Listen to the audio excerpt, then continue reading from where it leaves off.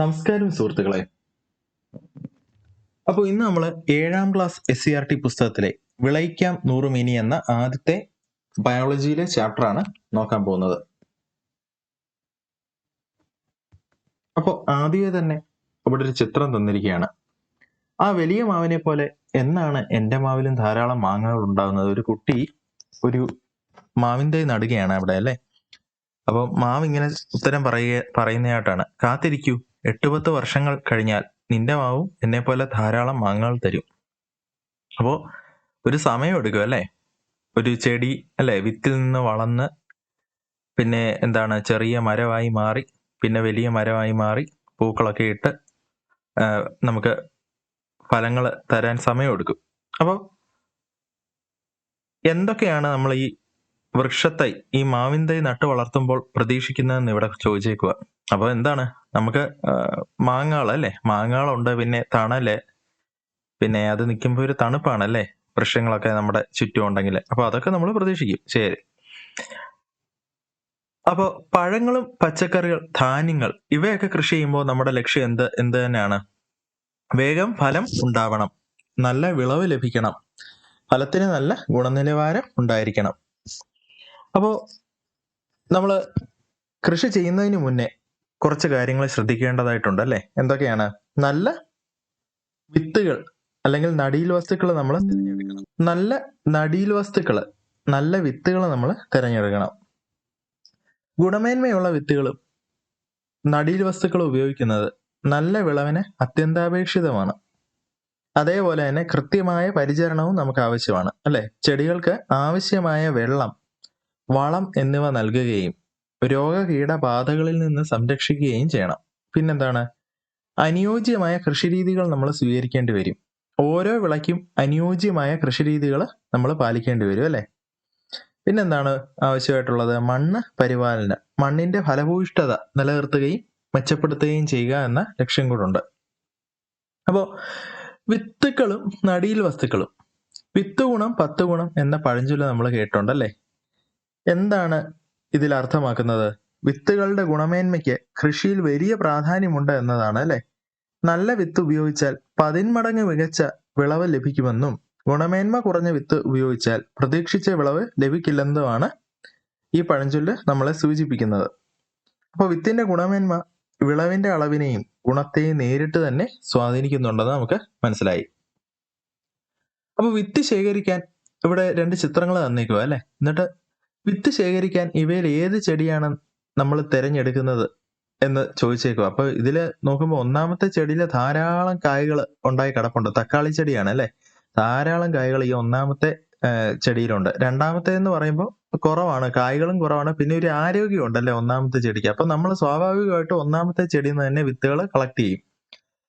അപ്പൊ ഒരു ചെടിയിൽ തന്നെ ധാരാളം ഫലങ്ങൾ ഉണ്ടാവുമെന്ന് നമുക്കറിയാം. ആദ്യം ഉണ്ടാകുന്ന ഫലങ്ങളും അവസാനം ഉണ്ടാകുന്ന ഫലങ്ങളും വിത്ത് ശേഖരിക്കുന്നതിന് അനുയോജ്യമാണോ?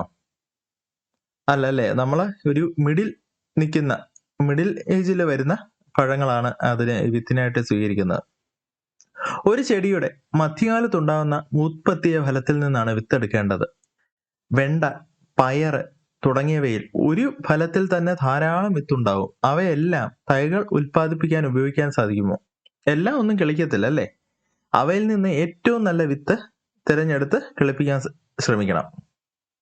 അപ്പോൾ കുറച്ച് പയർ വിത്തെടുത്ത് അതിൽ കുറച്ച് കാര്യങ്ങൾ പരിശോധിച്ച് നല്ല വിത്തുകൾ തിരഞ്ഞെടുക്കാൻ വേണ്ടി നമുക്ക് കുറച്ച് കാര്യങ്ങൾ പറഞ്ഞേക്കോ. ഏതൊക്കെയാണ് നമ്മൾ ശ്രദ്ധിക്കേണ്ടത്? ആകൃതി, ഈ വിത്തിന്റെ ആകൃതി, പിന്നെ ഭാരം, വലിപ്പം, പുറന്തോട്, ഇതൊക്കെ തന്നെ നമുക്ക് ടെസ്റ്റ് ചെയ്തിട്ട് നമുക്ക് ആ വിത്തുകൾ കൃഷിക്കായിട്ട് എടുക്കാവുന്നതാണ്. അപ്പോൾ വിത്തിനായിട്ട് എടുക്കുന്ന ആ കായ്കൾ അത് അതിൻ്റെ ഒരു മിഡിൽ ഏജില്, അല്ലെ, മധ്യകാലത്ത്, ഒരു ചെടിയുടെ മധ്യകാലത്ത് ഉണ്ടാകുന്ന മൂപ്പത്തിയ ഫലത്തിൽ നിന്നാണ് എടുക്കേണ്ടത്. അപ്പോൾ ഭാരം കുറഞ്ഞ വിത്തുകളും ഒന്നും എടുക്കാൻ പാടില്ല, രോഗബാധ ഉള്ള വിത്തുകളും ഒന്നും എടുക്കാൻ പാടില്ല. ആരോഗ്യമുള്ള ചെടിയുടെ വിത്തുകൾ വേണം നമ്മൾ തിരഞ്ഞെടുക്കാൻ. വിത്തിൽ നിന്ന് മാത്രമാണോ പുതിയ സസ്യങ്ങൾ ഉണ്ടാകുന്നത്? അല്ലല്ലേ. കമ്പ് വെച്ചാലും നമുക്ക് ചെടികൾ കിളിപ്പിച്ചെടുക്കാൻ സാധിക്കും, അല്ലെ? ചില ചെടികൾ കമ്പ് വെച്ച് നമ്മൾ കിളിപ്പിച്ചെടുക്കാറുണ്ട്. പിന്നെ എന്താണ്, വേരിന്റെ ഭാഗങ്ങൾ വെച്ച് പുതിയ ചെടികൾ നമുക്ക് കിളിപ്പിച്ചെടുക്കാം. പിന്നെന്താണ്, ഇലകൾ വെച്ചിട്ട്, അല്ലെ? അങ്ങനെയൊക്കെ പല ഭാഗങ്ങളിൽ നിന്ന് നമുക്ക് പുതിയ ചെടികൾ ഉൽപ്പാദിപ്പിക്കാൻ പറ്റും. അപ്പോൾ കറിവേപ്പിലൊക്കെ ആണെങ്കിൽ വേരുകൾ അല്ലെങ്കിൽ അതിന്റെ തണ്ടുകൾ ഉപയോഗിച്ച് പുതിയ തൈ ഉണ്ടാക്കാൻ സാധിക്കും. ഇഞ്ചിയിലാണെങ്കിലോ അതിന്റെ ഭൂകാണ്ഡം അല്ലെങ്കിൽ റൈസോ ഉപയോഗിച്ച് പുതിയ തൈകൾ ഉണ്ടാക്കാം. പിന്നെ ഇലമുളച്ചിയാണെങ്കിൽ ഇലകളിൽ നിന്ന്.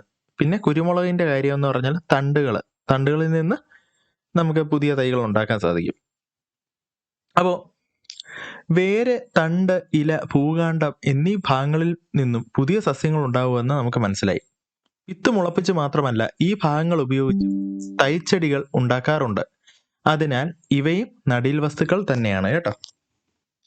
വിത്ത് മാത്രമല്ല മറ്റ് ഭാഗങ്ങളിൽ നിന്നും നമുക്ക് പുതിയ ചെടികൾ ഉണ്ടാക്കാൻ സാധിക്കും.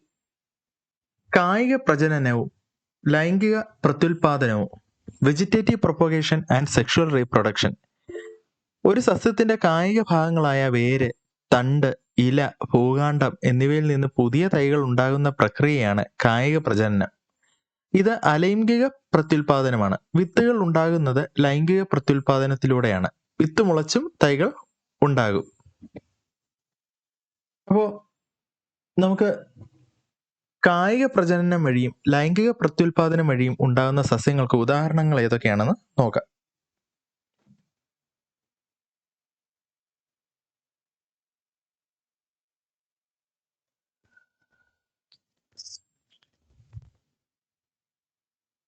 അപ്പോൾ ശീമപ്ലാവ്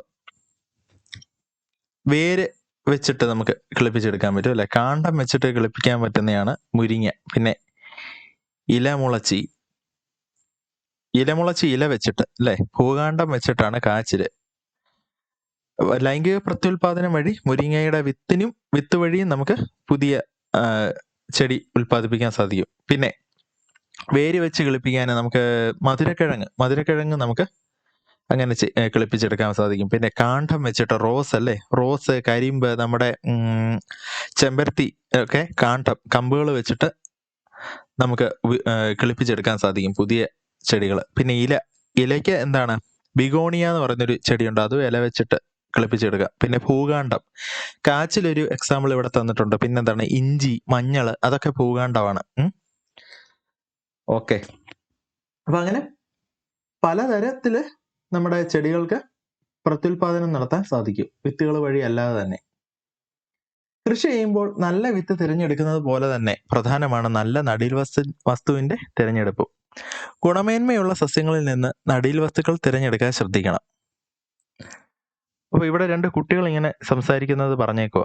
ഹായ്, നന്നായി പഴുത്ത വലിയ പേരയ്ക്ക നടാനായി അതിന്റെ ഒരു കമ്പ് എനിക്ക് തരാമോ?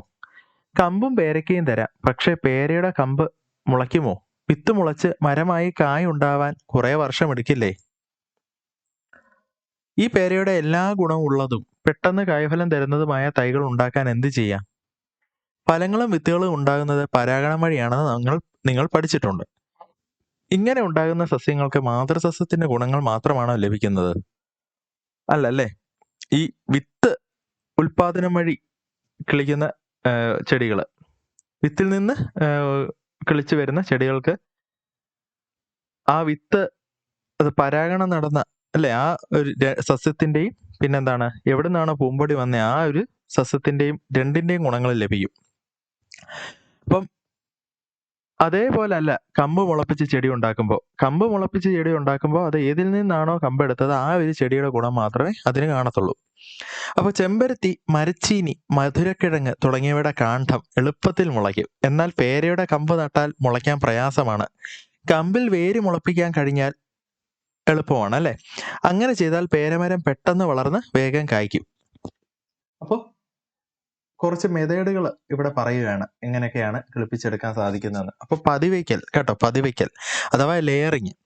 പേര, സപ്പോട്ട, ചാമ്പ, ബദാം, അത്തി തുടങ്ങിയ സസ്യങ്ങളിൽ മാതൃസസ്യത്തിന്റെ കമ്പുകളിൽ വേര് മുളപ്പിച്ച ശേഷം ആ ഭാഗം മുറിച്ചു നട്ട് പുതിയ തൈകൾ ഉണ്ടാക്കാം. പേരയിൽ പതിവെക്കുന്നതിന്റെ പല ഘട്ടങ്ങളാണ് ഇവിടെ. ഘട്ടം 1, മാതൃസസ്യത്തിൽ നിന്ന് പെൻസിൽ വണ്ണമുള്ള ഒരു കമ്പ് തിരഞ്ഞെടുക്കുക. പ്രധാന തടിയിൽ നിന്നുള്ളതാണ് കൂടുതൽ നല്ലത്.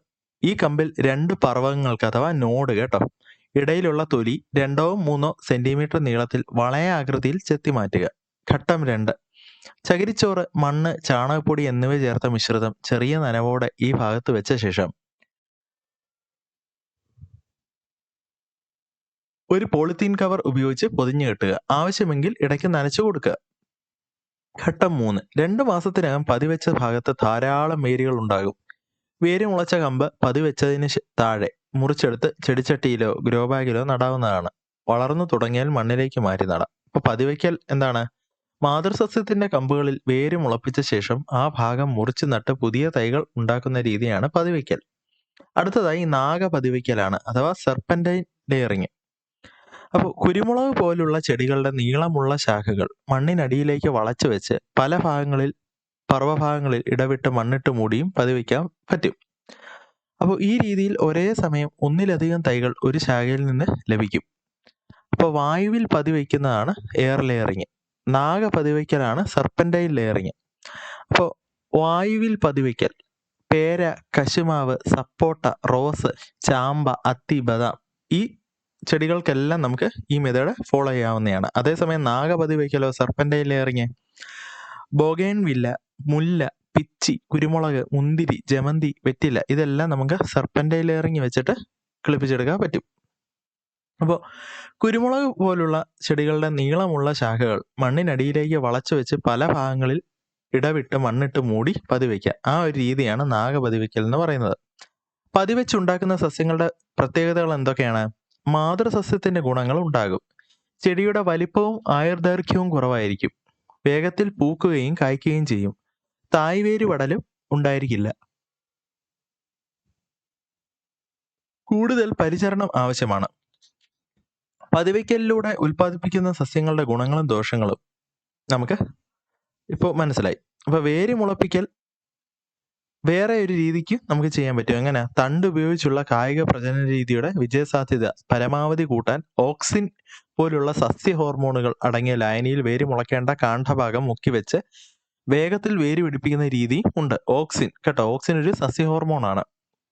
ഇഥിലീൻ അല്ലെങ്കിൽ ഈഥീൻ ഒക്കെ ഒരു സസ്യ ഹോർമോണാണ്. അപ്പോൾ അതുപോലെ ഓക്സിൻ എന്ന് പറയുന്ന സസ്യ ഹോർമോണ് നമ്മുടെ വളർച്ചയ്ക്ക് സഹായിക്കുന്നതാണ്. ഓക്കെ, അപ്പോൾ അടുത്ത മെത്തേഡ് നമുക്ക് സസ്യങ്ങൾ ഉൽപ്പാദിപ്പിക്കാൻ, തൈകൾ ഉൽപ്പാദിപ്പിക്കാനുള്ള ഒരു മെത്തേഡാണ് ഗ്രാഫ്റ്റിംഗ് അഥവാ കമ്പൊട്ടിക്കൽ. അപ്പോൾ ഒരു ചിത്രം തന്നിരിക്കുകയാണ്. ഈ മാവിന്റെ ഒരു തൈ വേണം. അത് പതിവയ്ക്കൽ വഴി ഉണ്ടാക്കാൻ കഴിയുമോ? മാവിന്റെ കൊമ്പിൽ വേര് പിടിപ്പിക്കാൻ പ്രയാസമാണ്. വിത്ത് നട്ടാലോ മാങ്ങ ഉണ്ടാവാൻ കുറേ വർഷം കഴിയും. അപ്പോൾ ഈ മാവിന്റെ എല്ലാ ഗുണങ്ങളും ഉണ്ടാകണമെന്നുമില്ല. അപ്പോൾ ഈ മാവിന്റെ എല്ലാ ഗുണങ്ങളോടും കൂടിയ ഒരു തൈ എങ്ങനെ ഉണ്ടാക്കിയെടുക്കാം? അപ്പോൾ അത് നമുക്ക് നോക്കാം എങ്ങനെയാന്ന്. 2 ഇനം മാവിന്റെ സവിശേഷതകൾ നമുക്ക് നൽകിയിരിക്കുകയാണ് ഇവിടെ, നാടൻ മാവിന്റെയും നീലമാവിന്റെയും. അപ്പൊ നാടൻ മാവ് താരതമ്യേന ചെറിയ മാങ്ങയാണ്. അതേസമയം നീലമാവില് വലിയ മാങ്ങയാണ്. പുളിയുള്ളതോ മധുരമുള്ളതോ ആയ മാങ്ങയാണ് നാടൻ മാവ്. അതേസമയം നല്ല മധുരമുള്ള മാങ്ങയാണ് നീലമാവ്. നമ്മുടെ മണ്ണിൽ നന്നായി വളരുന്നതാണ് നാടൻ മാവ്. അതേസമയം നീലമാവാണെങ്കിൽ നമ്മുടെ മണ്ണിൽ നന്നായി വളരില്ല. അതേസമയം നാടൻമാവ് പ്രത്യേക പരിചരണം ആവശ്യമില്ല. നീലമാവിന് നല്ല പരിചരണം ആവശ്യമാണ് താനും. അപ്പോൾ ഫലത്തിന്റെ ഗുണമേന്മയിൽ ഏത് മാവാണ് ഏറ്റവും മികച്ചത്? വലിയ മാങ്ങയും മധുരമുള്ള മാങ്ങയും തരുന്നത് നീലമാവാണ് അല്ലേ? നീലമാവിനെ അപേക്ഷിച്ച് നാടൻമാവിന്റെ പ്രത്യേകത എന്താണ്? നമ്മുടെ മണ്ണിൽ നന്നായി വളരും, വലിയ പരിചരണമൊന്നും വേണ്ട അല്ലേ? അപ്പോൾ നീലമാവിന്റെ ഒരു കമ്പ് നാടൻമാവിന്റെ തൈയിൽ വെച്ച് പിടിപ്പിച്ച് ഒരു പുതിയ തൈ ആക്കിയാൽ ആ മാവിന് എന്തൊക്കെ പ്രത്യേകത കാണും അല്ലേ? നമ്മുടെ മണ്ണിൽ നന്നായി വളരും, നീലമാവിന്റെ മാങ്ങ ലഭിക്കുകയും ചെയ്യും. അപ്പൊ ഇങ്ങനത്തെ ഒരു തൈ എങ്ങനെ ഉണ്ടാക്കിയെടുക്കാമെന്ന് നമുക്ക് നോക്കാം. അപ്പൊ ആദ്യമായിട്ട് കമ്പൊട്ടിക്കൽ. 6 മാസം മുതൽ 1 വർഷം വരെ പ്രായമുള്ള ഒരു മൂവാണ്ടമാവിന്റെ തൈ തിരഞ്ഞെടുക്കുക. വേരോടുകൂടി ഈ ചെടിയെ റൂട്ട് സ്റ്റോക്ക് എന്ന് പറയുന്നു. നല്ല കായ്ഫലമുള്ള നീലമാവിൽ നിന്ന് റൂട്ട് സ്റ്റോക്കിന്റെ അതേ വണ്ണമുള്ള ഒരു കമ്പ് മുറിച്ചെടുക്കുക. ഇതിനെ സയൺ എന്ന് പറയുന്നു. പുതിയ മുകുളം വരാൻ തുടങ്ങിയ കമ്പാണ് സയൺ ആയി തിരഞ്ഞെടുക്കുന്നത്. കമ്പൊട്ടിക്കാനായി റൂട്ട് സ്റ്റോക്കിന്റെ അടിവശത്ത് നിന്ന് 15 സെന്റിമീറ്റർ മുകളിൽ മുറിച്ചു മാറ്റണം. റൂട്ട് സ്റ്റോക്കിന്റെ ഈ ഭാഗത്ത് നടുവിൽ കത്തി ഉപയോഗിച്ച് 4 സെന്റിമീറ്റർ നീളത്തിൽ താഴേക്ക് മുറിക്കുക. സയണിന്റെ അടിഭാഗം 2 വശവും ചിത്രത്തിൽ കാണുന്നത് പോലെ ചരിച്ചു ചെത്തണം. ഓക്കെ, അത് കയറ്റി ഇങ്ങനെ ഫിറ്റ് ആയി ഇരിക്കാൻ വേണ്ടി അങ്ങനെ ചരിച്ചു ചെത്തുന്നത്. അപ്പോൾ റൂട്ട് സ്റ്റോക്കിൽ ഉണ്ടാക്കിയ വിടവിലേക്ക് സയൺ തിരികെ വെച്ച് പോളിത്തീൻ ടൈപ്പ് ഉപയോഗിച്ച് ചുറ്റിക്കെട്ടണം. സയൺ സ്റ്റോക്കിനോട് ഒട്ടി വളർന്നു കഴിഞ്ഞാൽ ചെടി സൗകര്യപ്രദമായ സ്ഥലത്തേക്ക് മാറ്റി നടാം. കമ്പൊട്ടിക്കൽ അഥവാ ഗ്രാഫ്റ്റിംഗ് അതാണ് ഇപ്പോൾ നമ്മൾ പറഞ്ഞത്. ഗുണമേന്മയുള്ള ഒരു സസ്യത്തിന്റെ കമ്പ് അതേ വർഗത്തിൽപ്പെട്ട വേരോടുകൂടിയ മറ്റൊരു സസ്യത്തിൽ ഒട്ടിച്ചേർത്ത് മികച്ച ഇനം തൈ ഉൽപ്പാദിപ്പിക്കുന്ന രീതിയാണ് കമ്പൊട്ടിക്കൽ. ഒട്ടിക്കാനായി തിരഞ്ഞെടുക്കുന്ന വേരോട് കൂടിയ ചെടിയെ റൂട്ട് സ്റ്റോക്ക് എന്നും ഒട്ടിക്കുന്ന കമ്പിനെ സയോൺ എന്നും പറയുന്നു. അപ്പോൾ കമ്പൊട്ടിക്കൽ വഴി തൈ ഉണ്ടാകുന്നതിന്റെ നേട്ടങ്ങൾ എന്തൊക്കെയാണ്? വേഗത്തിൽ പൂക്കുകയും കായ്ക്കുകയും ചെയ്യും. ഏതാണോ നമ്മൾ മുകളിൽ ഒട്ടിച്ചേർത്തത് ആ ഒരു ചെടിയുടെ സവിശേഷതയെല്ലാം തന്നെ അതിന് കാണും. അത് മാത്രമല്ല താഴെ നമ്മൾ എന്തായാലും നാടൻ വെറൈറ്റീസ് ആയിരിക്കും കൊടുക്കുന്നത് അല്ലേ, വേര് ഭാഗം വരുന്നത്. അപ്പൊ നല്ലപോലെ വളമൊക്കെ വലിച്ചെടുക്കുകയും ചെയ്യും. വലിയ പരിചരണവും ആവശ്യമില്ല. അപ്പോൾ കമ്പൊട്ടിച്ച സ്ഥലത്തിന് താഴെ വളർന്നു വരുന്ന മുകുളം ഒരു ചിത്രം തന്നിരിക്കുകയാണ്. അതായത് നമ്മുടെ നാടൻ മാവിന്റെ തന്നെ കമ്പാണ് ആ വരുന്നത്. ആ മുകുളം മുറിച്ചു മാറ്റിയില്ലെങ്കിൽ ചെടിയുടെ ഗുണമേന്മയെ ബാധിക്കും അല്ലേ. കാരണം നമ്മുടെ നാടൻ മാവിന്റെ തന്നെ മുകുളമാണ് താഴെ നിന്ന് വളർന്നു വരുന്നത്. അപ്പൊ അത് വെട്ടി മാറ്റിയില്ലെങ്കിൽ മുകളിൽ വെച്ചേക്കുന്നതിന് ആവശ്യമായ പോഷകങ്ങളൊന്നും കിട്ടത്തുമില്ല. മുകളിൽ നമ്മൾ ഒട്ടിച്ചു ചേർത്ത് ചിലപ്പം ഉണങ്ങിപ്പോവുകയും ചെയ്യും. അപ്പോൾ ഇവിടെ സയൺ ആയി എടുക്കുന്ന മാവിൻ കമ്പിന് മാതൃസസ്യത്തിന്റെ പ്രായം ഉണ്ടാകില്ലേ? വേഗം ഫലം തരാൻ ഇത് സഹായിക്കില്ലേ? സയൺ ആയി എടുക്കുന്ന മാവിൻ കമ്പിന് മാതൃസസ്യത്തിന്റെ പ്രായം ഉണ്ടാകും. അപ്പോൾ വേഗം ഫലം തരാന് അതുകൊണ്ടാണ് ഇത് സഹായിക്കുന്നത് കേട്ടോ. റൂട്ട് സ്റ്റോക്ക് ആണ് നമ്മളൊരു തൈ തന്നെ കിളിപ്പിച്ചെടുക്കുന്നത്. റൂട്ട് സ്റ്റോക്ക് റൂട്ടിന്റെ ഭാഗം, വേര് വരുന്ന ഭാഗം അല്ലേ. ഓക്കെ. അപ്പോൾ മൽഗോവ, നാടൻ മാവിനമായ ഗോമാവ് എന്നിവ ഉപയോഗിച്ച് ഇത്തരത്തിൽ ഒരു തൈ ഉണ്ടാക്കണം. ഇവിടെ ഏത് റൂട്ട് സ്റ്റോക്കായും ഏത് സയണായും തിരഞ്ഞെടുക്കും. അപ്പോൾ നാടൻ മാവിനമായ ഗോമാവാണ് റൂട്ട് സ്റ്റോക്ക്. മൽഗോവയാണെങ്കിലോ അത് നമ്മൾ സയണായിട്ടും എടുക്കാൻ സാധിക്കും. അടുത്തതായി മുകുള ഒട്ടിക്കലാണ് ബഡ്ഡിങ്. കമ്പിന് പകരം മുകുളം, ഈ കിളിച്ചു വരുന്ന ആ ഒരു ഭാഗം മുകുളം എടുത്ത് നമ്മൾ ഒട്ടിച്ചു ചേർക്കുന്ന ടെക്നിക്കാണ് ബഡ്ഡിങ് എന്ന് പറയുന്നത്. നഴ്സറികളിൽ വിൽപ്പനയ്ക്ക് വെച്ചിരിക്കുന്ന റബ്ബർ തൈ കണ്ടിട്ടില്ലേ? ബഡ് തൈകളുടെ പരസ്യം നോക്കൂ. നാടൻ റബ്ബർ തൈകളെ അപേക്ഷിച്ച് ഇവയ്ക്കുള്ള മേന്മകൾ എന്തൊക്കെയാണ്? ഒരുപാട് ഒട്ടുപാല് കൂടുതലായിട്ട് കാണും അല്ലെ ഈ ബഡ് തൈകളിൽ. അപ്പൊ ഇവിടെ കമ്പിന് പകരം മികച്ച ഇനം റബ്ബറിന്റെ മുകുളമാണ് സയണായി തിരഞ്ഞെടുക്കുന്നത്. ഇത് സ്റ്റോക്കിൽ ഒട്ടിച്ചു ചേർക്കുന്നു. ഗുണമേന്മയുള്ള ഒരു സസ്യത്തിന്റെ മുകുളം അതേ വർഗത്തിൽപ്പെട്ട വേരോടുകൂടിയ മറ്റൊരു സസ്യത്തിൽ ഒട്ടിച്ചു ചേർത്ത് മികച്ച നടീൽ വസ്തു ഉണ്ടാക്കുന്ന രീതിയാണ് മുകുള ഒട്ടിക്കൽ. അപ്പോൾ ഈ രീതിയിൽ ഒരു പ്ലാവിൻ തൈ ഉൽപ്പാദിപ്പിക്കുന്നതാണ് ഇവിടെ പല ഘട്ടങ്ങളായിട്ട് പറയുന്നത്. ഘട്ടം 1, നല്ല ഇനം പ്ലാവിന്റെ ശിഖരത്തിൽ നിന്ന് മുകുളം തൊലിയോടുകൂടി ചെത്തിയെടുക്കുക. ഇതാണ് സയൺ. ചട്ടിയിലോ ഗ്രോ ബാഗിലോ വളർത്തിയ നാടൻ ഇനത്തിൽപ്പെട്ട പ്ലാവിൻ തൈയിൽ നിന്ന് മുകുളം ഒട്ടിക്കാനുള്ള സ്ഥലത്തെ പുറംതൊലി ചെത്തി മാറ്റുക. റൂട്ട് സ്റ്റോക്കിൽ തൊലി നീക്കിയ ഭാഗത്ത് സയൺ വെച്ച് മുകുളം പുറത്ത് കാണുന്ന വിധം പോളിത്തീൻ ടേപ്പ് കൊണ്ട് പൊതിഞ്ഞു കെട്ടുക. മുകുളം നന്നായി വളരാൻ തുടങ്ങിയാൽ സ്റ്റോക്കിന്റെ മുകൾ ഭാഗം മുറിച്ചു മാറ്റുക. മുകുളം വളർന്നതിന് ശേഷം ഈ തൈ പറമ്പിലേക്ക് മാറ്റി നടാം. അപ്പൊ മുകുളം ഒട്ടിക്കുന്ന രീതി മനസ്സിലാക്കിയില്ലേ? ഇതേപോലെ തന്നെ ഒരു നാടൻ റോസ് ചെടിയിൽ പലതരം റോസ് ചെടിയുടെ മുകുളം ഒട്ടിച്ചു ചേർത്ത് ജൈവ വൈവിധ്യ ഉദ്യാനത്തിൽ നട്ടു വളർത്തു. ഓക്കെ. അപ്പോൾ നമ്മൾ മികച്ച തൈകൾ ഉണ്ടാക്കുന്ന പല രീതികളെ കുറിച്ച് ഇപ്പോൾ പറഞ്ഞു. അപ്പൊ ഇനി നമുക്ക് നോക്കാനുള്ളത് വർഗസങ്കരണം എന്താണെന്നാണ്, അതായത് ഹൈബ്രിഡൈസേഷൻ അല്ലേ. അപ്പൊ ഇവിടെ 2 മുളക് വെറൈറ്റീസ് കൊടുത്തേക്കോ. ഒരെണ്ണമാണെങ്കിൽ പച്ചമുളക് അല്ലെ, നല്ല നീളൻ. രണ്ടാമത്തെ ആണെങ്കിലോ നല്ല കാന്താരി മുളക, ഭയങ്കര കടും ചുവപ്പ്, ഭയങ്കര എരിവാണെന്ന് തോന്നുന്നു അല്ലേ. അപ്പോൾ ഈ 2 ഇനങ്ങളുടെയും ഗുണങ്ങളുള്ള ഒരു മുളക് ചെടി ഉണ്ടാക്കാൻ സാധിച്ചാൽ അതിന് എന്തൊക്കെ പ്രത്യേകതകൾ ഉണ്ടായിരിക്കും? എരിവ് കൂടുതൽ കാണും അല്ലേ, അല്ലെ ചെറിയ സൈസ് ആയിരിക്കാം. അപ്പൊ അങ്ങനെയൊക്കെ. അപ്പൊ ഇങ്ങനത്തെ ഒരു തൈ നമുക്ക് എങ്ങനെ ഉണ്ടാക്കിയെടുക്കാന്ന് ഇവിടെ പറയുവാണ്. പരാഗണം വഴിയാണ് വിത്ത് ഉണ്ടാകുന്നത്. 2 ചെടികളുടെയും ഗുണങ്ങൾ അടങ്ങിയ വിത്ത് എങ്ങനെ നമുക്ക് ഉൽപ്പാദിപ്പിക്കാം എന്നാണ് പറയുന്നത്. അപ്പൊ പരാഗണം വഴിയാണ് വിത്ത് ഉണ്ടാവുന്നത്. വിവിധ പരാഗണ രീതികൾ നമുക്കറിയാം അല്ലെ. മത്തൻ ചെടിയിലെ പരാഗണം ഇവിടെ പറഞ്ഞിരിക്കുകയാണ് എങ്ങനെയാന്ന്. പരാഗരേണുക്കൾ കണ്ടോ, ഒരു ചെടിയിൽ നിന്ന് തന്നെ അതിന്റെ ആൺപൂവിൽ നിന്ന് പെൺപൂവിലേക്ക് പരാഗരേണുക്കൾ ചെല്ലുകയാണ്. അതേസമയം പരപരാഗണം എന്ന് പറയുമ്പോൾ എന്താണ്? ഒരു ചെടിയുടെ ആൺപൂവിൽ നിന്ന് മറ്റൊരു ചെടിയുടെ പെൺപൂവിലേക്ക് പരാഗരേണുക്കൾ ചെല്ലുന്നതാണ് അല്ലെ. അപ്പൊ സ്വപരാഗണത്തിലാണോ പരപരാഗണത്തിലാണോ 2 സസ്യങ്ങളുടെ ഗുണങ്ങൾ കൂടിച്ചേരുന്നത്? പരപരാഗണമാണ് അല്ലെ. 2 ഡിഫറന്റ് ആയിട്ട് അല്ലെ, 2 വ്യത്യസ്ത സസ്യങ്ങൾ തമ്മിലുള്ള പരാഗണമാണെങ്കിലേ അങ്ങനെ വരത്തുള്ളൂ. അപ്പൊ 2 മുളക് ചെടികളുടെയും ഗുണമുള്ള ഒരു മുളക് ചെടി ഉണ്ടാക്കാൻ എന്ത് പരാഗണം നടക്കണം? പരപരാഗണം നടക്കണം അല്ലെ. സ്വപരാഗണം എന്ന് പറഞ്ഞാൽ എന്താണ്? ഒരു ചെടിയിൽ അതിന്റെ തന്നെ പൂക്കൾ തമ്മിലുള്ള പരാഗണമാണ്. അപ്പോൾ പ്രാണികൾ വഴി പരാഗണം നടന്നാൽ നമ്മൾ തിരഞ്ഞെടുത്ത മുളക് ചെടികൾ തമ്മിലാണ് പരാഗണം നടന്നത് എന്ന് ഉറപ്പിക്കാൻ കഴിയുമോ? അറിയത്തില്ല അല്ലേ? കാരണം ഈ പ്രാണികൾ പല ചെടികളിലും പല പൂക്കളിലും കയറി ഇറങ്ങിയൊക്കെ വരുന്നത്. അപ്പൊ അത് ഏത് പരാഗരേണുക്കൾ കൊണ്ടുവരുമെന്ന് നമുക്ക് ഉറപ്പായിട്ട് പറയാൻ പറ്റത്തില്ല. അപ്പം കൃത്രിമമായിട്ട് പരപരാഗണം നടത്താൻ പറ്റുമല്ലോ, നമുക്ക് സാധിക്കും അല്ലേ? അപ്പോൾ ഇവിടെ അതിന്റെ സ്റ്റെപ്പുകൾ പറഞ്ഞിരിക്കുകയാണ്. ആർട്ടിഫിഷ്യൽ പോളിനേഷൻ അഥവാ കൃത്രിമ പരാഗണം. സ്വപരാഗണം തടയുന്നതിന് കൃത്രിമ പരാഗണം നടത്തേണ്ട പൂവിലെ കേസരങ്ങൾ മുറിച്ചു മാറ്റുന്നു. ഈ പൂവിൽ നിന്ന് മറ്റു പൂക്കളിൽ നിന്നുള്ള പരാഗരേണുക്കൾ എത്താതിരിക്കാൻ പൂവ് പൊതിഞ്ഞു കെട്ടുന്നു. ഇതേ ഇനത്തിൽപ്പെട്ട വ്യത്യസ്ത ഗുണമുള്ള ചെടിയിലെ പൂവിൽ നിന്ന് പരാഗരേണുക്കൾ ബ്രഷിൽ ശേഖരിക്കുന്നു. ശേഖരിച്ച പരാഗരേണുക്കൾ കൃത്രിമ പരാഗണം നടത്തേണ്ട പൂവിന്റെ പരാഗണ സ്ഥലത്ത് പതിപ്പിക്കുന്നു. മറ്റു പൂക്കളിൽ നിന്നുള്ള പരാഗണം തടയാൻ ഈ പൂവ് വീണ്ടും പൊതിഞ്ഞു കെട്ടുന്നു. ഓക്കെ, അപ്പോൾ ഈ പ്രവർത്തനങ്ങൾ നടത്തേണ്ടത് എപ്പോഴാണ്? പൂവ് നന്നായി വിരിഞ്ഞ ശേഷം അല്ലേ? അപ്പോൾ ഒരേ വർഗത്തിൽപ്പെട്ടതും വ്യത്യസ്ത ഗുണങ്ങളുമുള്ളതായ രണ്ട് ചെടികൾ തമ്മിൽ കൃത്രിമ പരാഗണം നടത്തി രണ്ടിന്റെയും ഗുണങ്ങൾ ചേർന്ന പുതിയ വിത്തുകൾ ഉൽപ്പാദിപ്പിക്കുന്ന രീതിയാണ് വർഗസങ്കരണം. ഇങ്ങനെ ഉണ്ടാക്കുന്ന വിത്തുകളിൽ നിന്ന് ഗുണമേന്മയുള്ള വിത്തുകൾ തിരഞ്ഞെടുക്കുന്നു. ഇവയാണ് സങ്കര ഇനം വിത്തുകൾ. അപ്പോൾ കുറച്ച് എക്സാമ്പിൾസ് നമുക്ക് തന്നിരിക്കുകയാണ് ഇങ്ങനെ സങ്കര ഇനം വിത്തുകളുടെ. മുളക് ഉജ്ജ്വല, ജ്വാലാമുഖി, ഭയങ്കര നല്ല എരിവുള്ള വെറൈറ്റീസ് ആണ് മുളകിന്റെ. പിന്നെ പയർ ജ്യോതിക, ഭാഗ്യലക്ഷ്മി, നല്ല നീളം പയറുകളാണ്. പിന്നെ നെല്ല് പവിത്ര, അന്നപൂർണ. തെങ്ങിന്റെ എക്സാമ്പിൾസ് ചന്ദ്രലക്ഷ, ചന്ദ്രശങ്കര. അതേസമയം വെണ്ടയുടെ സൽകീർത്തി, കിരൺ. ഇതെല്ലാം തന്നെ നമ്മുടെ ഇങ്ങനെ സങ്കര ഇനം വിത്തുകൾക്ക് എക്സാമ്പിൾസ് ആണ്. വർഗസങ്കരണത്തിലൂടെ ഗുണമേന്മയുള്ള വിത്തുകൾ ഉൽപ്പാദിപ്പിക്കുന്നത് കാർഷിക ഗവേഷണ കേന്ദ്രങ്ങളിലാണ്. ഇങ്ങനെ ഉൽപ്പാദിപ്പിക്കുന്ന വിത്തുകൾ കർഷകരിലേക്ക് എത്തിക്കുന്നു. കാർഷിക ഗവേഷണ കേന്ദ്രങ്ങൾ ഏതൊക്കെയാണ്?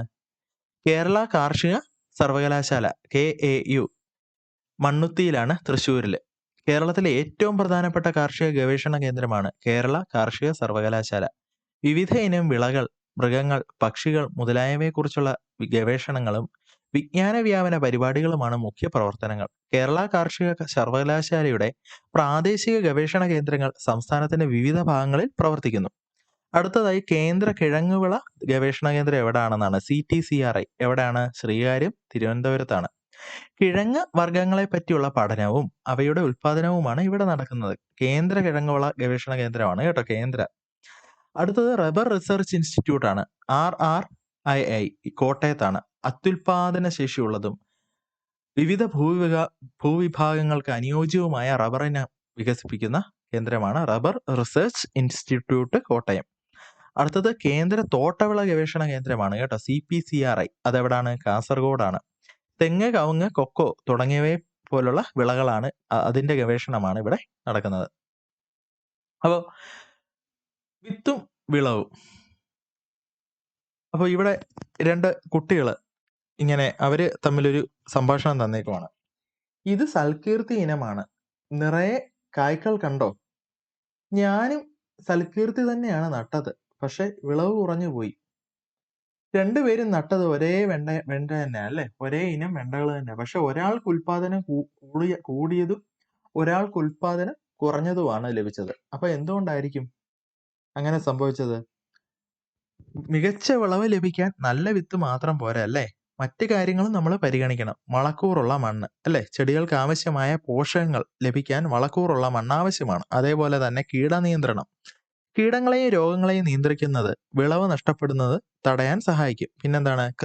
കൃത്യമായ ജലസേചനം കൊടുക്കണം അല്ലെ, ചെടികളുടെ വളർച്ചയ്ക്ക് ആവശ്യമായ വെള്ളം കൃത്യമായി ലഭ്യമാക്കണം. പിന്നെന്താണ്?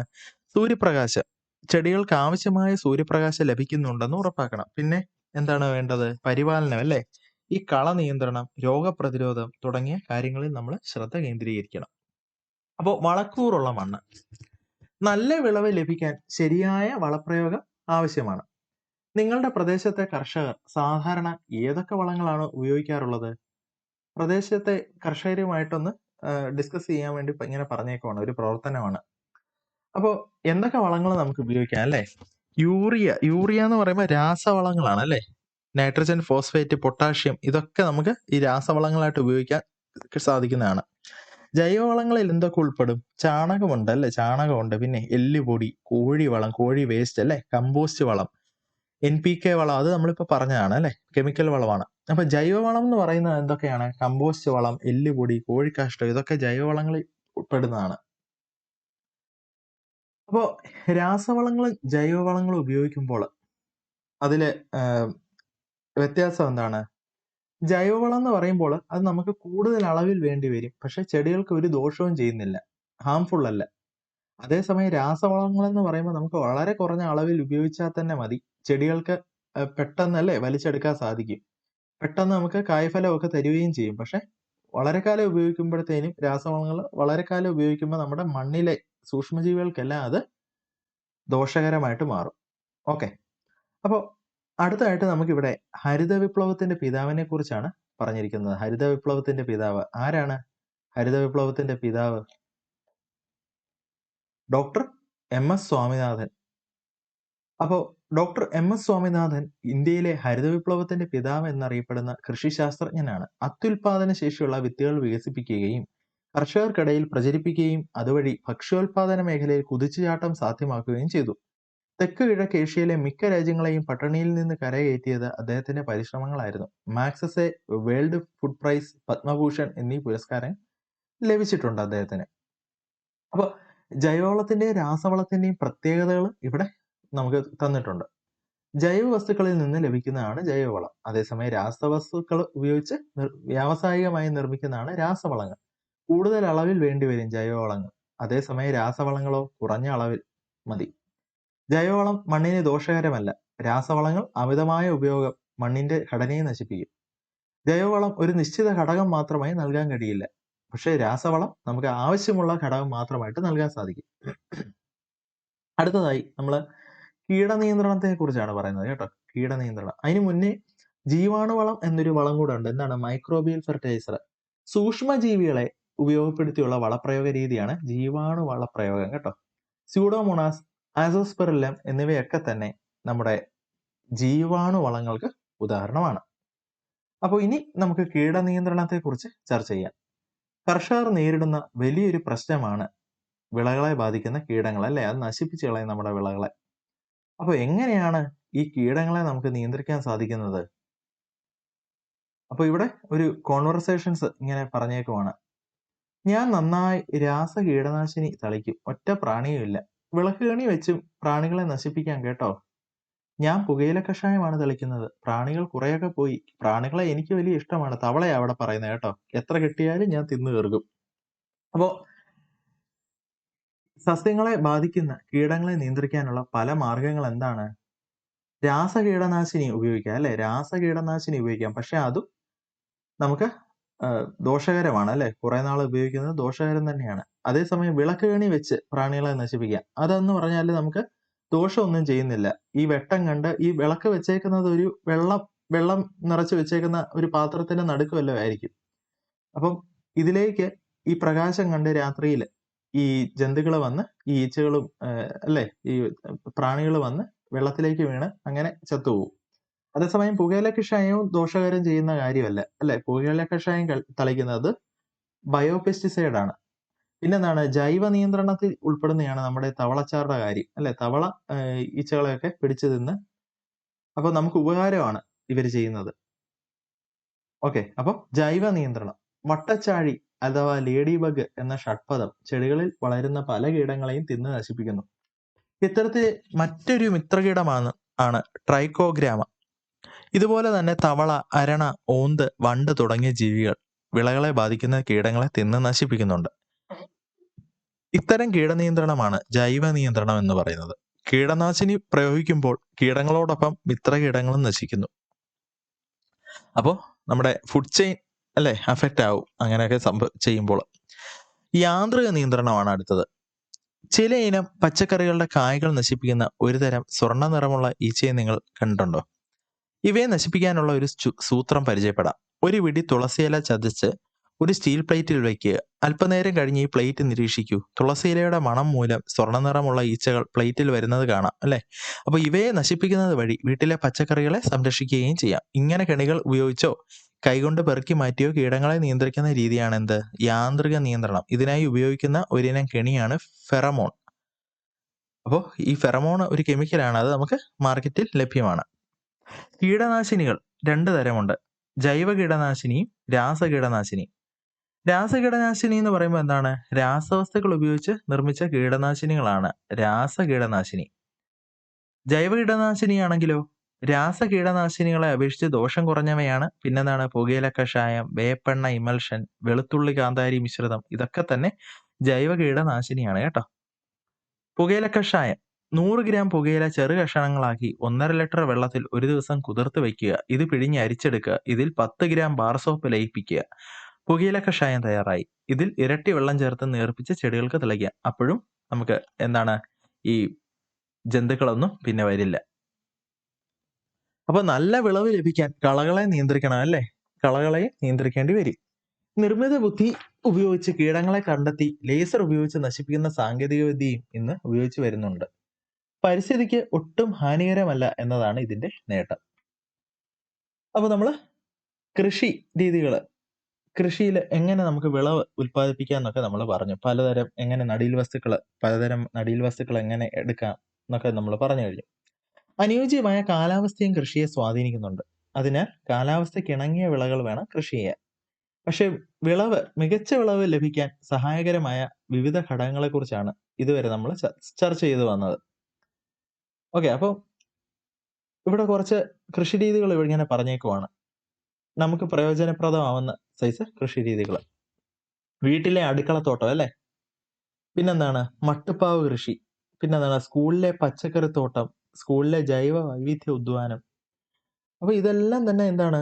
നമുക്കൊരു മാനസികമായിട്ടൊരു ഉല്ലാസം അല്ലെ? മാനസിക ഇതും ഉല്ലാസവും തരും. പിന്നെ എന്താണ്? നമുക്ക് പ്രയോജനമുണ്ട് ഉപയോഗിക്കാൻ വേണ്ടി അല്ലെ? നമ്മുടെ കാര്യത്തിന് വേണ്ടി ഉപയോഗിക്കാൻ വേണ്ടി നമുക്ക് പച്ചക്കറികളും നമുക്ക് ലഭ്യമാവും ഈ മെത്തേഡുകളൊക്കെ ഫോളോ ചെയ്യുന്നത് വഴി അല്ലെ? ഈ ഇപ്പൊ പറഞ്ഞ തരത്തിലുള്ള കൃഷികൾ ചെയ്യുന്നത് വഴി, അതായത് അടുക്കളത്തോട്ടം അല്ലെ, മട്ടുപ്പാവ് കൃഷിയൊക്കെ ചെയ്യുന്നത് വഴി. ഓക്കെ, അപ്പോൾ മറ്റ് കാർഷിക സംരംഭങ്ങൾ എന്തൊക്കെയാണെന്നാണ് ഇനി നമ്മൾ നോക്കുന്നത്. അതായത് സസ്യങ്ങൾ നട്ടു വളർത്തുന്നത് മാത്രമാണോ കൃഷി? അല്ല അല്ലേ? പലതരം കൃഷിയുണ്ട്. മൃഗങ്ങളെ വളർത്തുന്ന ഒരു കൃഷിയാണ് അല്ലെ? പിന്നെന്താണ്? സെറികൾച്ചർ എന്നൊരു കൃഷി രീതിയുണ്ട്. പട്ടുനൂൽ പുഴുക്കളെ വളർത്തുന്നതാണ്, പട്ടുനൂലിന് വേണ്ടി. പിന്നെന്താണ്? ഫ്ലോറികൾച്ചർ, അതെന്താണ്? പുഷ്പ കൃഷിയാണ്. ഈ ഓണക്കാലത്തൊക്കെ ഭയങ്കര ലാഭം തരുന്ന ഒരു കൃഷിയാണ്. പിന്നെന്താണ്? എപ്പിക്കൾച്ചർ. എപ്പിക്കൾച്ചർ എന്ന് പറയുമ്പോൾ തേനീച്ച വളർത്തലാണ്, തേനിന് വേണ്ടി. പിന്നെ ക്യൂണിക്കൾച്ചർ, അതെന്താണ്? മുയൽ വളർത്തലാണ്, ഇറച്ചിക്ക് മറ്റുമായിട്ട് മുയലിനെ വളർത്തുന്നത്. പിന്നെന്താണ്? കൂൺ കൃഷി, ആഹാരത്തിനായിട്ടാണ് അല്ലെ? മഷ്റൂം കൾച്ചർ, കൂൺ കൃഷി. പിന്നെന്താണ്? കോഴിക്കൃഷി അഥവാ പൗൾട്രി ഫാമിംഗ്. പിന്നെന്താണ്? കന്നുകാലി വളർത്തൽ, ലൈവ് സ്റ്റോക്ക് ഫാമിംഗ്. ഇതെല്ലാം തന്നെ ആഹാരത്തിന് വേണ്ടിയൊക്കെ തന്നെയാണ് അല്ലെ? പിന്നെ പിസിക്കൾച്ചർ ഉണ്ട്, മത്സ്യകൃഷി. ഓക്കെ, അപ്പോൾ അങ്ങനെ ആഹാരത്തിനും മറ്റ് ആവശ്യങ്ങൾക്കുമായിട്ടല്ല, സസ്യങ്ങൾ മാത്രമല്ലാതെ മറ്റ് ജൈവ വൈവിധ്യങ്ങള്, ജീവികളെയൊക്കെ കൃഷി ചെയ്ത് ഇങ്ങനെ നമുക്ക് വേണ്ട പ്രോഡക്ട്സ് ഉൽപ്പാദിപ്പിച്ചെടുക്കാൻ സാധിക്കും. അപ്പൊ അതെല്ലാം ഓരോ കാർഷിക സംരംഭങ്ങൾ തന്നെയാണ്. അപ്പോൾ വിവിധ കാർഷിക സംരംഭങ്ങളും മികച്ച വിത്ത്, നടീൽ വസ്തുക്കൾ തുടങ്ങിയവ തയ്യാറാക്കുന്ന രീതികളും കൃഷി പരിപാലനത്തിൽ ശ്രദ്ധിക്കേണ്ട കാര്യങ്ങളും വിവിധ കാർഷിക മേഖലകളും നമ്മളിപ്പോൾ മനസ്സിലാക്കി കഴിഞ്ഞു. കൃഷിയെയും കർഷകരെയും സ്നേഹിച്ച് ആധുനിക കൃഷിരീതികളോടൊപ്പം നമുക്കും മുന്നേറാം.